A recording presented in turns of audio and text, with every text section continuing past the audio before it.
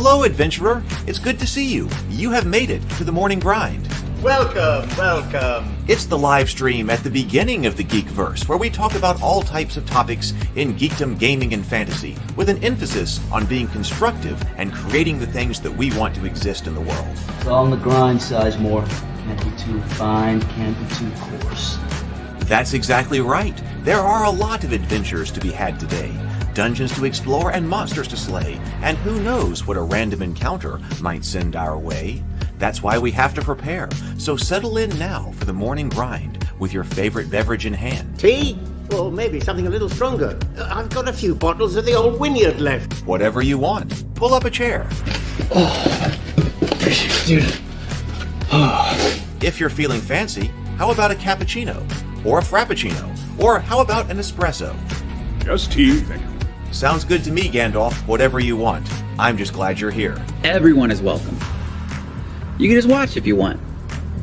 You don't have to worship anything you don't want to worship. Thank you, Mike. But be forewarned. Sometimes we get really strange characters around here. Wait, what's that you say? Why can't you come and be a part of the stream? My wife would disown me. Oh no, I bet she'll be fine with it. Come on in. Am I scared for my safety? No. What are we supposed to do? Everybody do the secret handshake.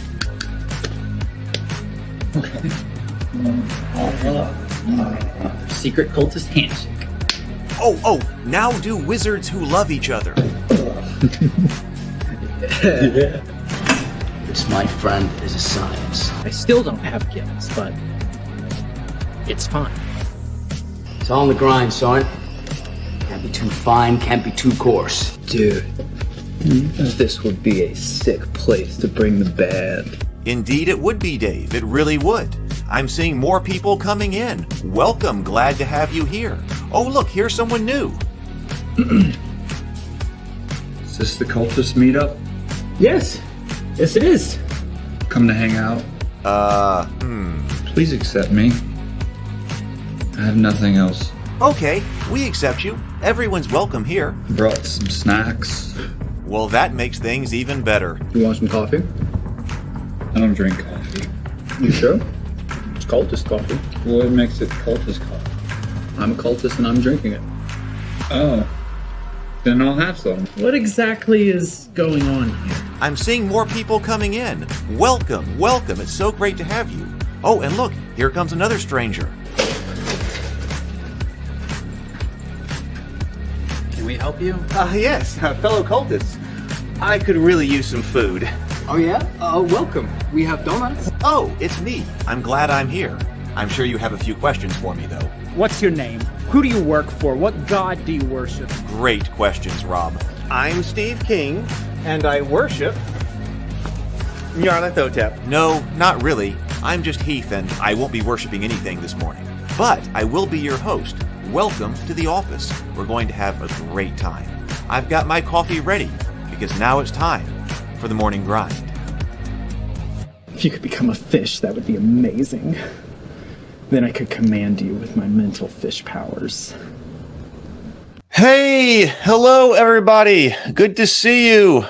Welcome to the morning grind. It's World Building Wednesday. Retro Nerd Girl is here. I'm seeing lots of people in the comments. Excited for this. We're going to be talking about world building today and the Tales of Rabavania. I was working some more today. Didn't get quite as much written as I wanted to this morning, but I'm closing in on that, writing out the first world primer, all the lore part. So we're going to take a look at another entry and then put that over into World Anvil. And then I also want to come up with the, or bring up the lookbook, because we hadn't actually gotten that far into the lookbook and the concept art. And we can look at that as well, so we can see how this is being built out.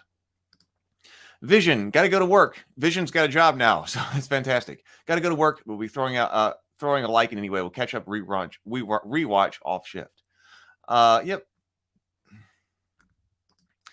Mill says, I mean, RPG reviews and board games and OGL drama are great, but I am here for the rabbits. Yes. Excellent. Good morning, Toadstool Hollow. Good morning. And Mike Hansford is here. Good morning. Good morning, everybody. Oh, wow. Desist Dawdling is here. I'm going to have to go back over. My coffee is still brewing, so I'm going to have to go get some more coffee.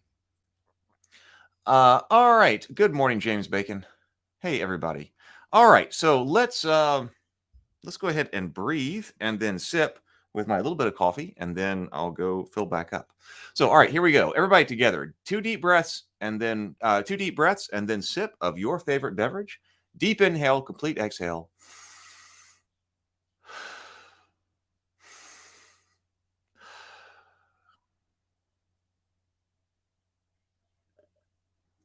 Ah, there we go. Sounds great. Tastes great, smells great. All right, so let's go over to the morning messages today, which does we've got the cool name RPG that is now on Kickstarter. So I was able to put all of that in, and remember, we're going to be talking to Mark Tassin. Man, I'm confused this morning. Mark Tassin tomorrow night on the Table Talk. So we will have a Thursday night stream. And if you didn't see the conversation last night with Brianna about storytelling and the hero's journey and not analyzing those stories, I think you should definitely check that one out. It was a fantastic conversation. All right, let's go to the messages, and then we will get to it. The Morning Grind is also brought to you by the Cool Name RPG. Cool Name is being built from the ground up and doesn't rely on 5e mechanics. Support its development now on Kickstarter. The Morning Grind is also brought to you by World Anvil. Check out the World Anvil website to learn more about everything that it can do for you and your world building and your games, and also be sure to use the code MORNINGGRIND to get 40% off any annual World Anvil subscription. I knew World Anvil was great for game masters and for writers who are developing their worlds and want a beautiful site to display and manage all of that information. But what I didn't know is that World Anvil also offers extensive tools for players, including character sheets, journals, inventory management, and spell books, basically all the digital tools a player who is looking to immerse themselves in their character would need. We're going to be using World Anvil here on the Morning Grind to build out the worlds of Rabavania and Theophany, so we'll get to see it in action here as we go on the show. All right, that's it for the messages. Let's get to the main topic. All right, so I've got 2 and maybe 3 worlds that I want to do. Going back to the beginning here, if you're kind of new to this. I had been working on, why am I doing this one right now? I'm working on Tales of Rabavania, which is a family-friendly story that has, or world, it has several stories in it. It's really been on my mind ever since, I believe it's 7th grade. I think I started in 7th grade. So I've been thinking about Tales of Rabavania for a long time. I started jumping in a few years ago when I was working at Infinite Black with David. When David and I were running Infinite Black, we were trying to do world building and IP development over there. And his world was Journey to the Tree of Sorrows. And there is a Journey to the Tree of Sorrows YouTube channel, which is a world set in the Cthulhu mythos.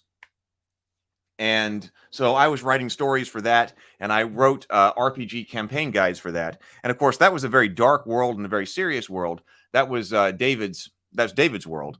And we were going to bring that out, and then we were going to transition over to Theophany. Well, stuff happened, and we weren't ever actually able to bring out the Journey to the Tree of Sorrows RPG on the schedule that we wanted to. The books are written in there over there at Infinite Black. Hopefully they are going to come out. But meanwhile, since that kind of, I did my part of that story, I wanted to do something that was not so dark, grim, and gritty after having been through and writing all of that material. So that's why I went back. And you know what? Instead of doing Theophany, which is going to be also a dark, grim, and gritty world, I went ahead and started working on the Tales of Rabavania. So as I'm closing in on this world primer here, though, I figure that way I can flip back and forth. Sometimes I'm looking for some more lighthearted material, and that is the Tales of Rabavania. Still very serious. I still take it very seriously because it's not a joke, but it's not something like Cthulhu-like horror. Now, Theophany tells the story of the fall of Lucifer, and I'm really interested in kind of getting back to that and making a transition here. And so that's why I was working on these world primers. I thought, hey, it's a way to go more quickly, because actually I was spending a lot of time writing in Tales of Rabavania and the worlds, the stories, and then I've got to revise some of the stories. So I'm behind on that. But this allows me to completely separate the world building from the stories. So I got world building over here on the RPG side of things, while I'm still working on stories and trying to bring these things up, create these worlds. I did have a conversation with an entertainment attorney yesterday that went very well. I was trying to explain what it is that I'm trying to do and try to get an attorney on my side. And so I had a very interesting 25-minute phone call with an attorney yesterday. Took lots of notes. So there's a lot more to follow up on there, but trying to work on trying to set up the right foundation for all of this. So yesterday, I believe it was yesterday, we had taken a look at the write-up for Night. So I'm pretty close. I'm in the bestiary now. And once, as far as writing goes, and then I'm going to come up with what rule systems we need to add into these, so that, this is just the lore, this is just the text. They need rule systems put in, and I think that I want to make them for multiple world systems, because this is just a small book.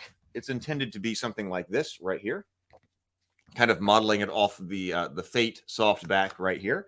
And that way it actually allows me to do multiple versions of these for different rule sets. So no matter what rule set you actually play in, maybe all of these 2 or 3 different worlds we can have multiple rule sets for. So I'm excited about this. So today, let's move on to Druid. So here is my write-up for what a Druid is in Rabavania. For many days, Clovis and the rabbits stayed at Camerland Tor, eating mushrooms and berries, and learning the secrets of the stars and the worlds beyond, and erecting standing stones upon the hill. There upon the hill was established the first circle of Druids, from Krieg and the Caproctony, as written by the anchorite of Willow Grove Locht. So, Druid. The Druids are the animalistic. Druids are the animistic priests and priestesses of Rabavania's most ancient religious tradition. According to myth, the great rabbit Clovis founded the first Druidic circle on the sacred hill of Camerland Tor after his battle with a Norda.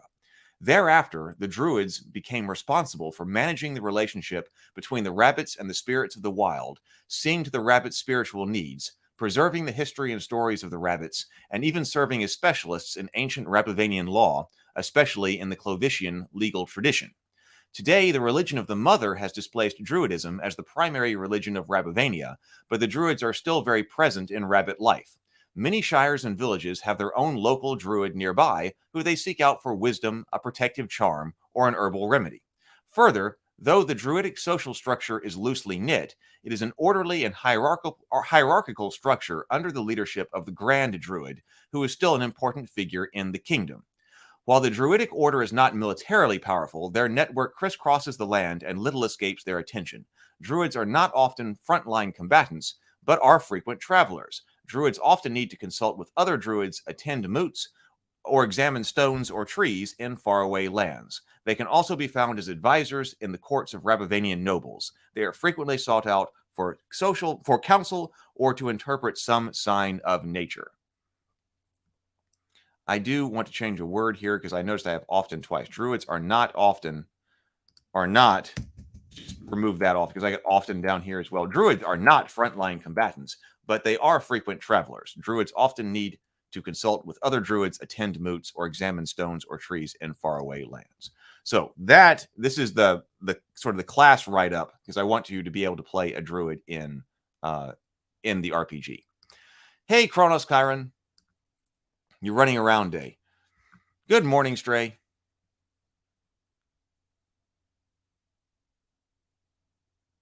Might stick around and put off wandering until after lunch. I actually need to go get a haircut, so I also need to go take my do my ruck march, as Benjamin and I have been calling it. So it's good that stimulates your mind. In fact, gives you a break from either. Yes, exactly. It does. It is. Yes. Got to look at all of that. Okay, so let's move this over. Then we're going to take a look at the lookbook and kind of go back to the beginning about where I was when I was trying to create this. So let's go back over to World Anvil. I still haven't really gotten into the guts of how World Anvil is working, because there's some other things I want to do, because I want to be able to give the channel members access to the World Anvil. But there's a couple of other things I got set up. But in order to do that, I need material in the World Anvil anyway.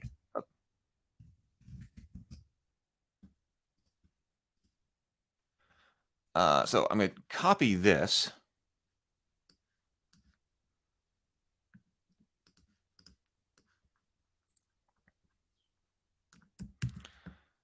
And now take this down.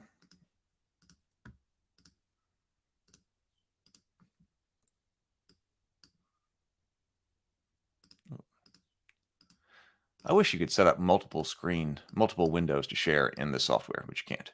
Okay, so here we go. Here is the interior of World Anvil again. And let's go over to dashboard. So I believe this is another profession over here. I do want to look more at what we've got over here because I didn't have time to look at it, what our profession options are with the knight. But let's see. Okay, so profession right here. From the plumber to the extravagant hacker or the sword for hire, professions define the flavor of your world and the people in it. Okay, well, then I need another profession. So let's add in druid. So we've got profession druid, pronunciation. I don't think I need a pronunciation for druid. Type. Oh, type over here. I probably didn't do this for knight. Entertainment, government, industrial, legal. Well, it could be kind of legal, public relations. They do a bunch of stuff. Oh, religious. Okay, so this is a religious profession. Let's go with that.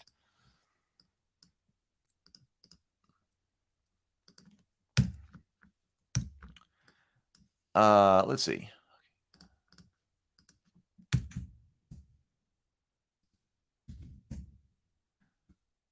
Let's view that. Okay, it looks pretty good. Now, I also, need to come in here at some point. I'm going to have to come up with art, and I got to figure out a way to get lots of art done. That was a problem with the Journey to the Tree of Sorrows RPG, is that even though the writing got done, the art was much more difficult to actually do. So let's, I'm going to turn this published. This is going to be private, and then we want to save changes. So we've got storyteller seeds here, things you have said about this article to your players during the game that were not recorded before. Okay. Career, qualifications, career progression, payment and reimbursement, benefits. Well, I guess we can expand here. Career progression is something that I do want to talk about because, like, it's pretty clear for a knight. And I want a main part of the story is having a group of characters grow up and go through, be squires together and try to learn what it is to be a knight. And then they get knighted and they have to go on and do things beyond that. So going through that doesn't necessarily mean that you have to start as a squire in the game. You could decide to start as a knight. But because that's an important part of the story, I want you to be able to progress, to potentially be able to progress through that in the RPG as well. And it would be nice if the other professions in the world also had some kind of similar progression. So if you've got one character who is trying to go on and become a knight, you have one character that's going on to become a druid. And the druids probably do have that kind of structure. You could certainly have some people who are going on to become a cleric of the locked. The witches are probably the most informal, but it would be nice if there were some stages of life progression that we could put for a lot of different people.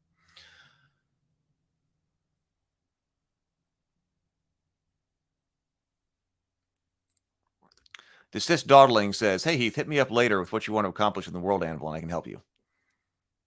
Okay, I'll try to do that. Let's see.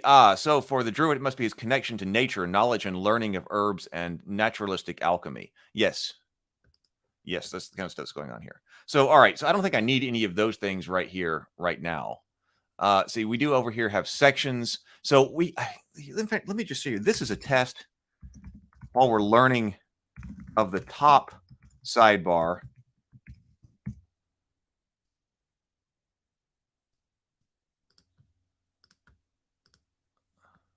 So this is over here. So that's where that put that. So I can put something over there. I'm wondering if I can put an image over there so that, when I have one, you have like the very top over here is like a picture of what's going on. So content panel top. This is a test of the content panel top.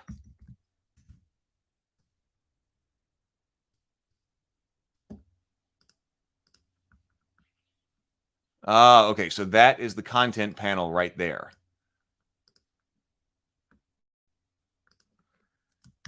Test of content panel bottom. Test of sidebar bottom.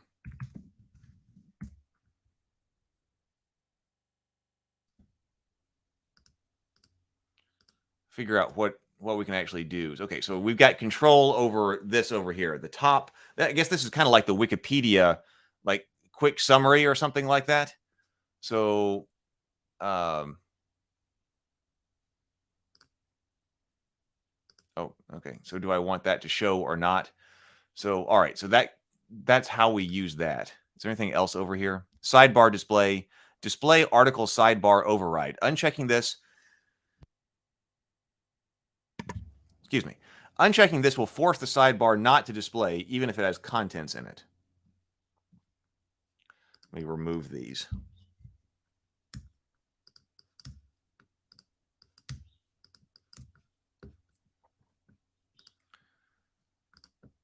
The design article cover image for the header. So I think the header is going to end up just. I think this is going to change out up there when I change out the image header. Excerpt, mouse over snippets, icon. I'm gonna have to come back, I think, and get all of those. Navigation. Oh, so parent category. I've got to structure my world atlas. My world encyclopedia, because I haven't gotten this to show up yet.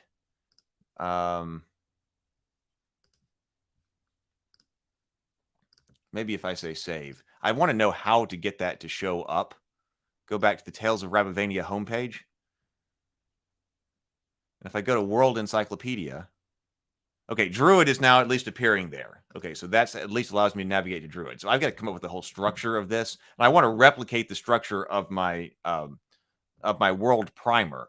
So it looks like I'm going to have to basically put that hierarchical structure into World Anvil here.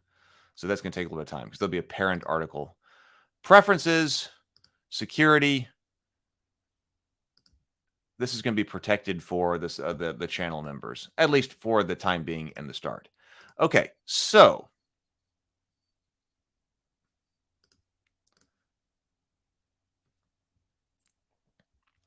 let's see what's going on here.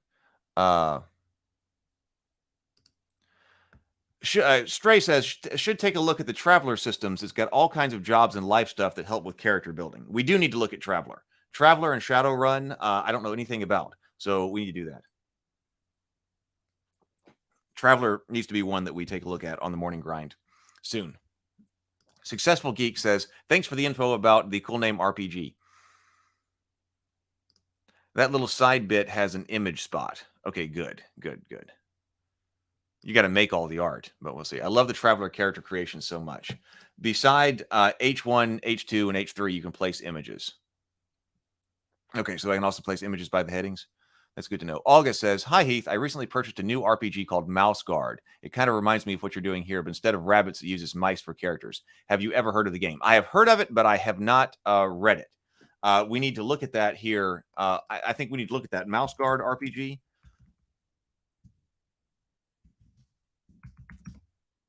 I think we need to role-playing Mouse Guard. Yeah, I want to look at that, and I also want to look at Moss Ritter. Both of those. Actually, I have looked at Moss Ritter. That was months ago, but very briefly. I think we should do it again. Little tips and tricks, maybe a saying like one famous druid said. I like putting, they said, or things they did. I like putting in the quotes like from stories and things like that. It's like at the top there about to give you some context. Successful Geek says, I'm trying to decide between World Anvil, Lore Master, and Campfire Writing. I don't know anything about World Master. I have heard of Campfire Writing, but I don't know anything about it.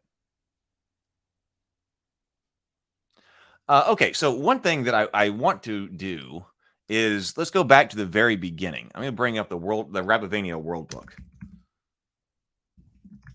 Because this was the very first thing that I started, not World Book, Lookbook. This was the very first way that I started. I can find it.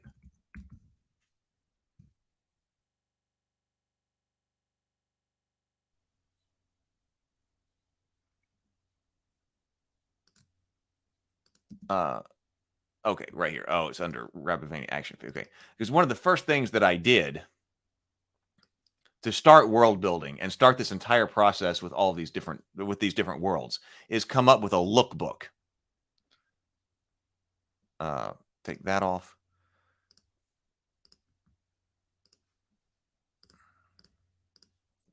Because I needed some way to convey what this world was and what I was trying to do visually to people, and especially artists, so that I could come up with, get concept art done and understand, so people could understand what this world is trying to be. So I think we did look at the first couple of pages here, very early on when we were talking about Rabbivania, but I realized that we needed to go through. So going back to kind of the lookbook here, because this is the very beginning. So if we're talking about how this whole world was built and the whole process of it, this was the very first step. And in fact, this was actually specifically about the action figure line, because that's why I've got up here at the top, medieval rabbit raccoon toy line that I was trying to create. And of course, I've got the action figure prototype sitting over there. But this is what I did. So even though this says specifically about the toy line, I was creating it with that in mind. But this was the whole lookbook for Rabbivania, so people can look at this and see this is what I'm trying to do and communicate some of that information to it. So I was saying that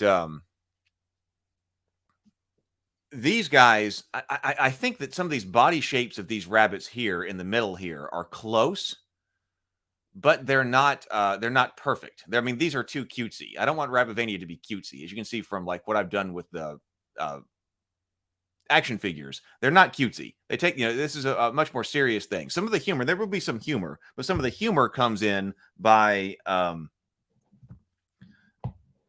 the visual part of this, because they're small. So when they're interacting with things that do exist in the real world, you get to see that even though they take themselves very seriously, they are still small rabbits. They're not giant rabbits. So, but I do like this body shape. And I tried to come up with this body shape. Brian helped me out. Brian Cullen helped me out with this, trying to come up with some type of body shape. So if the rabbits are being animated, I want them to look rabbit-like. And then I did this one over here to try to put a rabbit riding a fox over here in 12th century armor. So I want to be able to illustrate some parts of Rabbivania using something that looks like medieval illuminations. And so I kind of hacked this one together with this rabbit knight on board, riding astride this fox, based on some actual medieval illuminations. And I'd like to be able to get that style of art down, because that could be a way to produce a fair amount of art for the Tales of Rabbivania. Of course, I was very much inspired by He-Man over here. Also, Disney's Robin Hood is an inspiration, and then also the Dragon Prince over here. So trying to give people an idea about what this world here is. And then I found these sketches of the Fellowship of the Ring as animals here. And so while the sketch style doesn't work, they are a bit more hardcore than, for instance, our more cutesy style rabbits up here. So I thought that was kind of neat. Torchbearer? I don't know Torchbearer. Retro Nerd Girl says, I'm loving this World Anvil. I might have to investigate something like this myself. I'm liking it too. I wish I got to sit down and do more with it. But I will. I got to get it written first, because I've actually had World Anvil for a while. But, just having World Anvil doesn't get the world written. And the structure of the 10,000 word primer is a way to go, I think. Got to have structure. So this is the Rabbit Knight. This was the inspiration here. So I said the Rabbit Knight is the hero of the story. He should be armored in mail and wearing a surcoat in the style of 13th century knights. As the hero, he should protect charisma, chivalry, gallantry, and above all, bravery. Although the Rabbit Knight needs to be colorful and fit the cartoonist elements of the world, that's one of the reasons why I like the 13th century, because I want them to be wearing the surcoats that are colorful, that have their that display their coats of arms. If you go too far, if you go too late period, you've got knights that are just wearing, all metal armor, and they lose their surcoat and coats of arms. And I want for the color, the cartoon element, I want them to be the knights to be very colorful. And so when you're at this particular the age of mail here, you can have that. You can have that. And I think that's going to be a really important part of the whole look of this. There was some concept art that was done where the rabbits are wearing like 16th century all plate armor, and that was not right.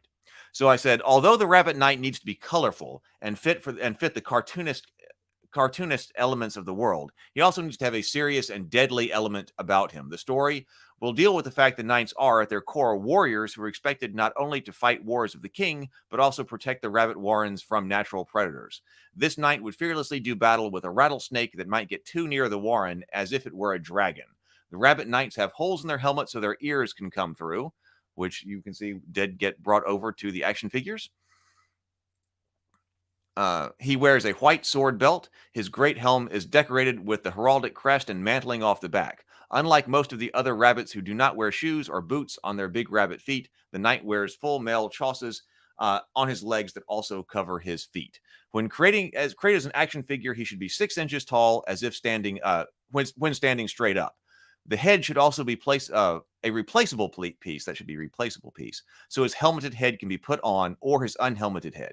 As separate pieces, the knight has a sword and kite-shaped shield. He also needs to be capable of riding a fox, which will be a separate model like a horse. Now, I haven't even started trying to create or get the fox sculpted. That will have to come much, much later, especially as much time as the action figures themselves are taking. But that would be a major toy. If these rabbit knights...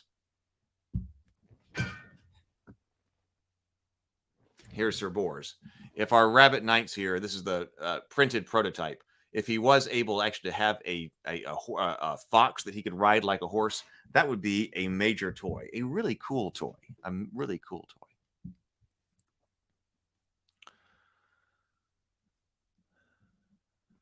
It's yes, the lookbook. It's like pseudocode for art. This is where it all starts. You just go and pull a bunch of stuff that you've got inspiration from. Myself, I'll go put a ton of image from net in a directory and come back with stories and ideas. Yeah, that's it's the first start.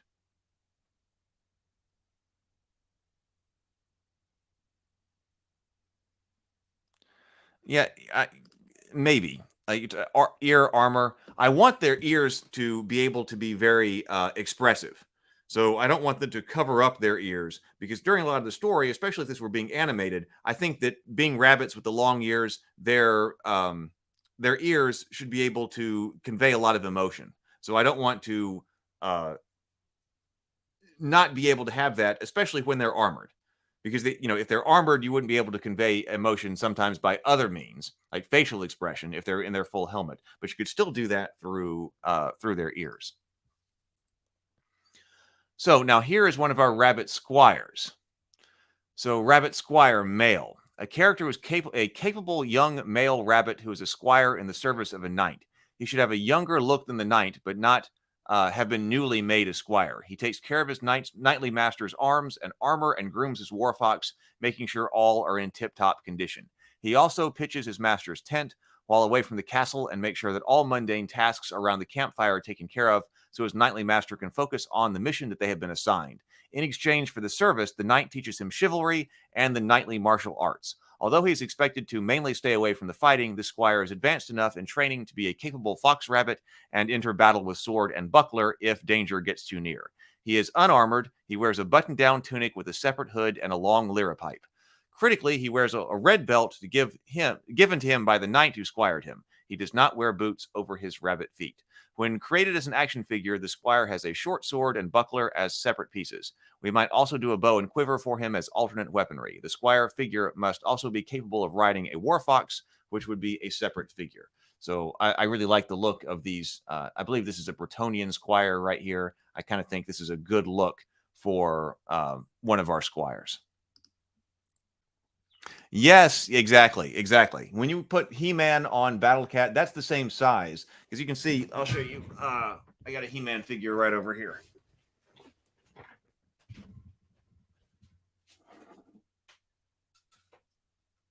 Where's He-Man? Here he is.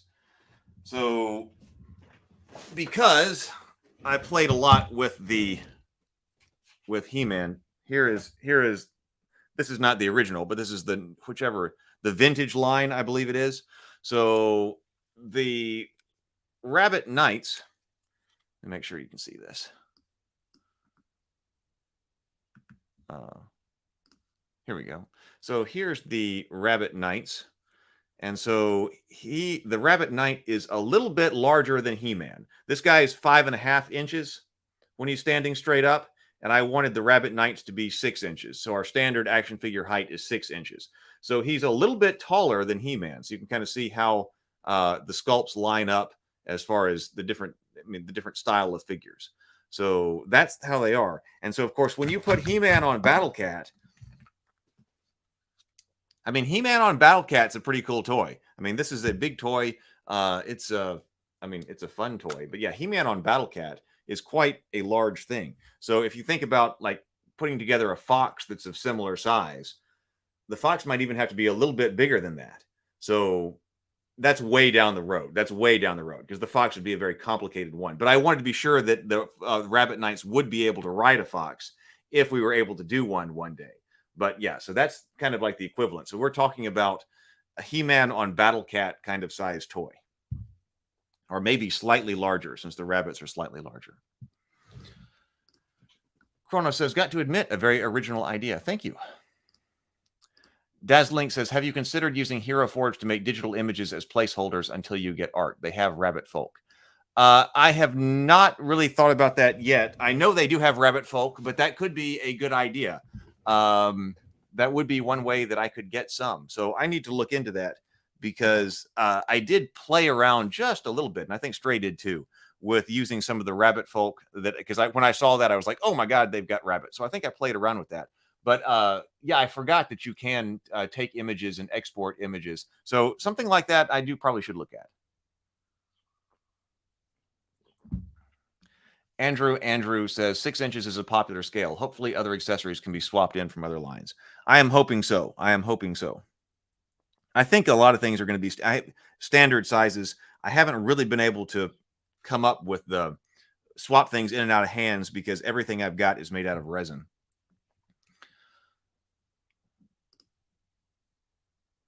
Right, exactly. I mean, I realize that rabbits aren't exactly human size, but I like to mix my toy lines. But yeah, so if you found a different kind of weapon or something like that, it would be nice if you were able to put them onto the rabbit line. Especially, I'm thinking I've got several of the action figures from the Four Horsemen over here.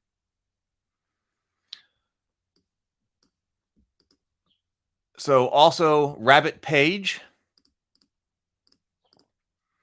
This character is a young orphan rabbit. Recently has been given his chance to leave the orphanage by joining the castle's service staff as a page in the Great Hall.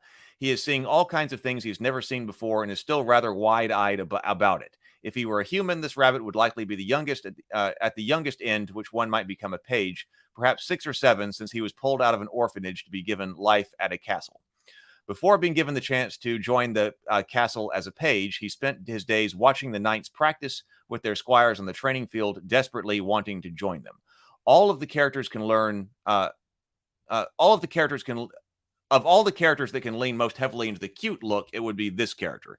He's the most naive and starry-eyed about the knights and lords and ladies of the castle. In this way, his cuteness can contrast with the harder edge of the things around him. The rabbits from Disney Robin Hood could provide inspiration for this character.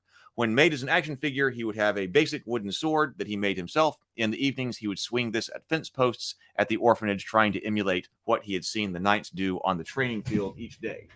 This character has become Pate. I've got a prototype of his plush toy right here. So here is the Pate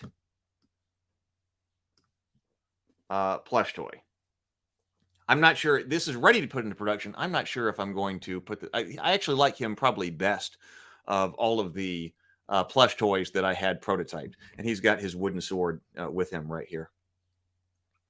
I've got a story about him. Well, he's the one who was in Goodnight Sword. So actually, of all the rabbits that have had a story written so far, Goodnight Sword, he is in Goodnight Sword. And then I'm working on a different way to get that book out. Of course, it's available as an ebook right now. But I also want to do a story about him about how he got to that. So Goodnight Sword is the story that takes place after he's gotten to the castle because he's sleeping in the Great Hall. But I want to do a story where he is found by Charity over there. Charity is one of our damsels of the Blood Royal, and she's the one who finds him in an orphanage because that's kind of her job as the member of the quasi-religious order of the damsels of the Blood Royal to come and find him in the orphanage because she thinks he would make a good knight one day, and to pull him out of the orphanage and get him on that track. See you later, Toadstool Hollow. See you. Same geek. I like that. Same geek time. Same Geekverse. I love it. Herringons are great in 5e. My Rabbit Blade Singer wizard is almost untouchable. I wonder if that is actually something we can use as a base for the 5e version of Rabivania. So it says that Herringons originated in the Feywild, where they spoke Sylvan and embodied the spirit of freedom and travel. In time, these rabbit folk hopped into other worlds, bringing the Fey realm's exuberance with them and learning new languages as they went. Herringons are bipedal with the characteristic long feet of rabbits they resemble and fur in a variety of colors. They share a keen senses and powerful legs of leporine creatures and are full of energy like a wound-up spring. Herringons are blessed with a little fey luck, and they often find themselves a few fortunate feet away from danger during adventures. So that could be a place to start with a racial template for 5e Rabivania.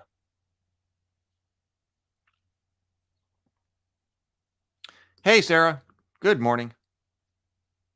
Yeah, the page is a great model for a protagonist. So I think most of the story that is now being written as actually the first novel and film starts with a guy who's going to become a squire.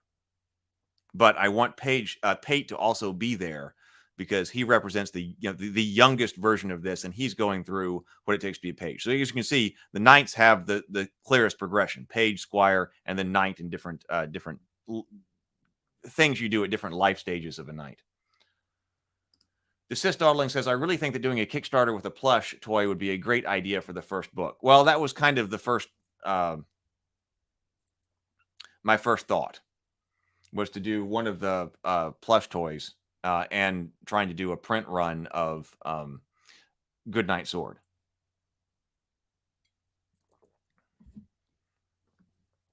Need more people, though. So, the Damsel of the Royal Blood.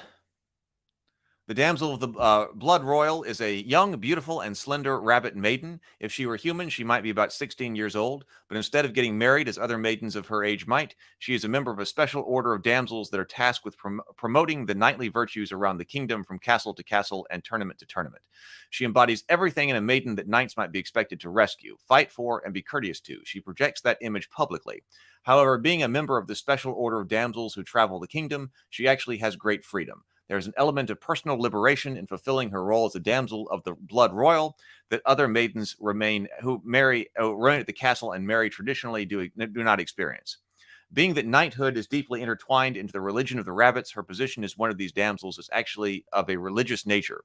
She wears a long white dress with long hanging sleeves and a golden plaque belt low on her waist. She does not wear boots over her rabbit feet. If she were part of Disney's Robin Hood world, she might be styled something like the Maid Marian character, although Marian was a fox in that movie rather than a rabbit. When created as an action figure, she will have two separately sculpted items, a thin sword and a decorative potion bottle. She also needs to be able to ride the fox mount figure, although because of her dress, she may have to ride it in a side saddle fashion. So that's we've got the Damsels of the Blood Royal in the RPG, so that's going. We'll look at that one in a couple of days. So I want that to be one of the professions that you can be in the RPG, and I like this idea of personal liberation. And of course, I don't want to deal directly with this content, but some type of the hint of even perhaps a kind of sexual liberation for these damsels who have joined this particular order.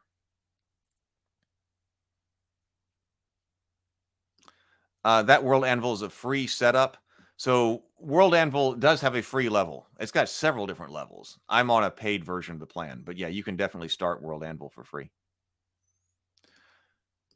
Sarah says the rookie rabbit police officer in Zootopia was an entertaining character. This page reminds me of that. I don't know that one. You volunteer as a tribute?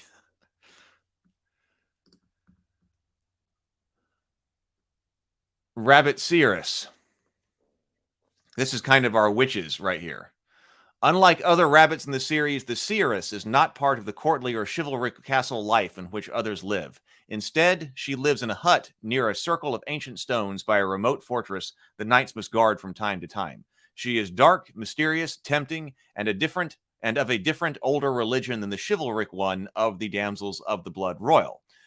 As such, this provides a natural conflict between the Cirrus and the damsel over the souls of the knights and squires.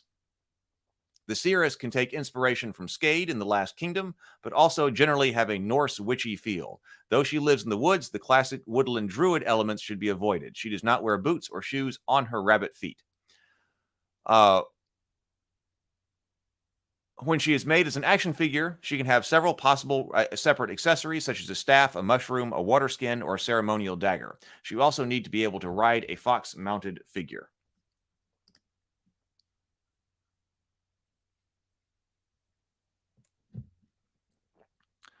Let's see.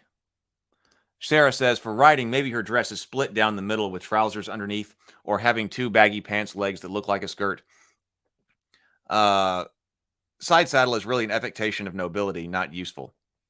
Yeah, maybe. I kind of think that when they're off riding and actually not at court or something like that, they probably don't wear their dresses. They're white dresses, or they're more courtly clothes. So it makes more sense that when they're off actually adventuring and riding, they would wear something different. Now the question is, how do you actually do that as an action figure, rather than having, because I don't want to have to do two different action figures, right? So whatever their most iconic look probably needs to be what the action figure is. And so that's probably wearing the dress. But I'd want to be sure that in some way they could still sit on their foxes.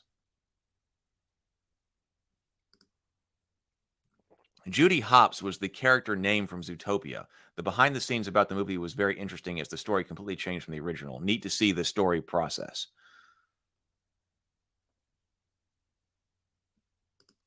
Yeah, when you're not at war, you look more non-war.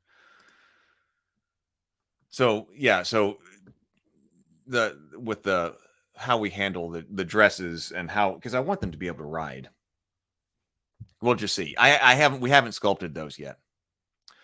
Rabbit Soldier. This needs to be a character that can be suitable for use as an army builder figure if produced as a miniature or an action figure. In other words, a figure that you might want several of in order to bulk out an army. The soldier should wear a kettle hat and wear a gambeson. Weapon options should include the following: polearm, spear, bill, halberd, poleaxe, and bec de corbin. I really want to have a bec de corbin. The bec de corbin is one of my favorite polearms. Other weapons can include a warhammer, falchion, longbow, quiver, or arrow, crossbow, quiver of crossbow bolts, and a shield. So the warhammer is actually one of my favorite weapons as well. But then a bec de corbin is a here it is right here. So it's basically a long-handled warhammer. Now the damsels of the royal blood would be pretty wealthy. Now the witch would not. That the witches would be much more homemade kind of stuff. Zootopia is a good time and very classic hero's journey. Also quite good at balancing humor versus high stakes. Well, I guess I need to investigate it then. Oh, then we're getting into the raccoons. I'm not ready to get into the raccoons yet. But that's basically when we're talking about the very first step in the world building. The very first step in the world building was to put together that lookbook. Because then I took the lookbook to go and commission artists for concept art. Because I was very careful when because in the past, I failed at a project like this before. Because we were doing Journey of the Tree of Sorrows, and we wanted to have a whole bunch of different miniatures for role-playing games, and we designed the whole line for the miniatures. We want, what type of miniatures do we need to have all these lines? But that line never actually got completely made. It only some of the figures actually got made for it, and that was because we didn't have the right process for the design. And that's what I'm trying to fix now. So we were just basically, we had the list of things that we wanted, and then we had a sculptor who was working on the figures, and then there was the sculpting, and it took forever. It took forever to get to a final position with the sculpt of a figure because we didn't go through all of the concept art. We had some type of description, and particularly David, because David was the artist, so we had a particular look that he wanted for Journey to the Tree of Sorrows. And then he would try to communicate that on basically kind of a one-off basis to the sculptor. And the sculptor would come back with some type of sculpt. And then there'd be a revision, and then another revision, and then another revision, and then another revision. And it would take forever to get a single figure. So I wanted the figures, especially when I was doing the action figures, I wanted to not have to go back and forth with the sculptor. I wanted to be able to show the sculptor exactly what I wanted, and then get the sculptor to do it, and then revise that, take a look at that as far as what the make sure that the sculpt came back as I wanted it to and according to the information that I provided. And if it didn't, revise based on that, but not try to come up with a whole bunch of new creative stuff. It's like, oh, well, no, this isn't exactly looking the way that I want it to look. If something's not looking the way that I wanted it to look, I wanted to solve that at the concept art stage. And I think that's an important procedural point to go through on all of this. What should you be working on at different points? If you're working on how you want something to look, that's how you should be working on that at the concept art stage. And then once you get the concept art right, because it's okay if you're going back and forth with like a 2D drawing with an artist, and the artist knows they're a concept artist. I mean, they're a concept artist. They know they're working on concept art for this. They know they're probably going to have to do a lot of revisions because we're trying to get the look of something on paper, because then that concept art is going to go to a whole bunch of different people for the unification of the look of the art across 2D sculpts, 3D sculpts for figures, miniature figures for role-playing games, action figures, artistic pieces that are actually for, the big set pieces in books. So since we had that kind of failure to achieve the project goals like we intended with Journey to Tree of Sorrows, I wanted to make sure that I learned from all of that. And so getting my process down with lookbook first, start with a lookbook, then going on to concept art. So we'll look at the concept art, I guess, starting to look next week. Concept art, and then basing everything off the concept art was a great way to go. That actually did get things done. Now the holdup is manufacturing, but that was a great way to go.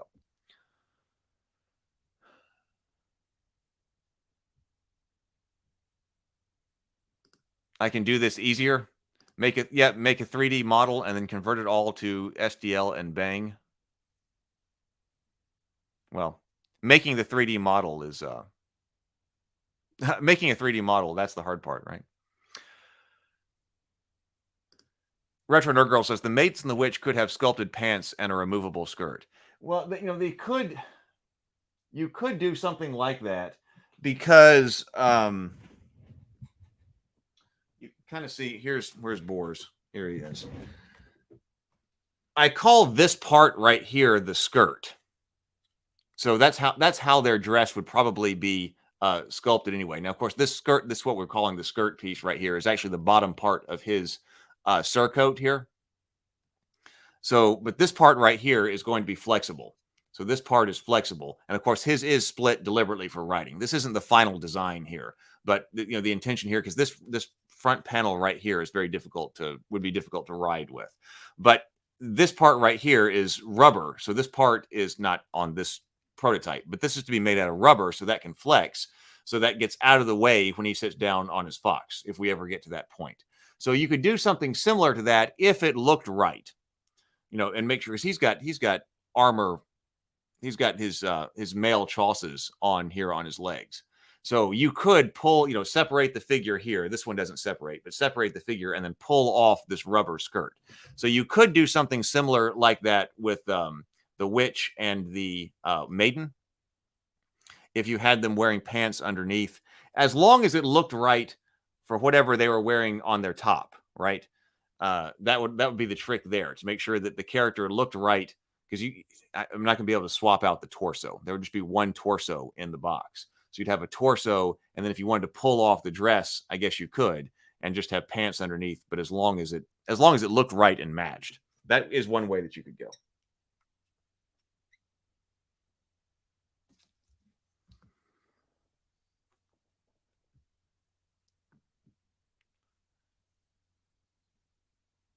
Karen says, if you want to save a buck, leave a sculptor out. Go to a 3D modeler. Well, it was all sculpted in 3D. There was no physical sculpture done. Yeah, the person who is the sculptor sculpts in 3D in computer sculpts. There was never a physical model made. This is a print. So the sculptor sculpts in 3D on the computer, and then we send the files out for printing. So there was no physical sculpture involved. Desist modeling says not necessarily 3D modeling seems more difficult. Yeah. So, but yeah, so getting somebody, especially, someone who understands, like, you can't just get, I didn't want just any particular 3D sculptor to be working on these toys. I wanted somebody who actually understood the articulation of action figures and has a history of working in this field to design the articulation for all of the action figures during the sculpt. So that was a very specialized kind of task. Sarah says, how critical are the mounts? Is it part of their iconic image to be riding? Yeah, well, especially the knights, that's part of how critical is it? I mean, if in the story, it's pretty critical. The knights are mounted warriors. So they are, yes, canonically mounted. They serve as the Rabivanian Cavalry Corps. Now, how critical is it to have the toys done and have that actually done? I don't know. Because like I said, that'd be very expensive. So that might not be something that ever gets done. But I just wanted to be sure that the figures are future-proofed so that if they do, because I'm not going to be able to go back and redo the action figures, right? Once the action figures get done, they are what they're going to be. So I'm just trying to future-proof them. Andrew says, if you want to cut costs, there's the old toy Wii's where the mount is a trap door the figure sits in, and fake legs hang from the outside. It looks strange without a rider, but easy to fit. Yep, I remember my Tauntaun was like that. The old Tauntaun figures from Star Wars were like that. They had some, actually not colorful or anything like legs, but they had some legs hanging off the side, and you just stuck the figure down there. I think some G.I. Joes were like that as well. Let's see.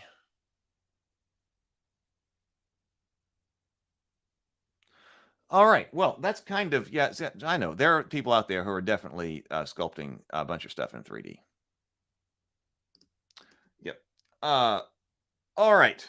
Well, that kind of is that is our look at Rabivania today. So we'll take a look at more concept art later and that next week, and then also throughout the week I'm going to be releasing more, or we'll be talking about what the further entries into the World Primer and putting those over there to putting those into World Anvil. And I'm looking forward to getting more into World Anvil. Okay, yeah, put him in the Discord. I'll be happy to check him out. Eventually I do want to do sculpts for RPG guys. I want to have a miniature line for Rabivania as well. I'm not ready to get that started yet. But Rabivania, Theophany, both of those need miniature lines because for painting miniatures and RPGs and things like that. So eventually I'll get that done. All right. So tonight we should have a wind down. So I want to do a wind down live stream tonight and talk about our productivity. We can all catch up with one another. We've got 8 hours to try to get as much work done as we possibly can. I'm going to try to do as much work as I can. I intentionally kind of took a break over the past 48 hours because I realized I'd reached a limit and was like, oh my God, I've got to stop. And so I just intentionally was not pushing myself too hard over the past 48 hours. But I think I've recovered now. I was up again early this morning doing work, but we'll talk about all that side of stuff. And we'll come up with a topic to talk about on the wind down tonight. If you've got a good topic that you want to talk about in the Geekverse, let me know in Discord. Put it in the wind down section. I think some people had some ideas from last week that we didn't get to use. So we can talk about stuff going on in the Geekverse. There's certainly stuff going on with Wizards. I don't know if we want to talk about that or if we want to have a different topic. We'll do that tomorrow. We'll be back at the Morning Grind tomorrow morning. And then also Mark Tassin will be there tomorrow night talking with us about the Cool Name RPG. Oh, Discord link. Let me put our Discord link in here. Yep. Invite link to Discord.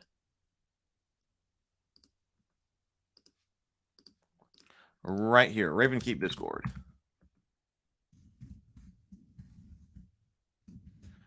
There we go. All right, everybody, have a wonderful day and grind on.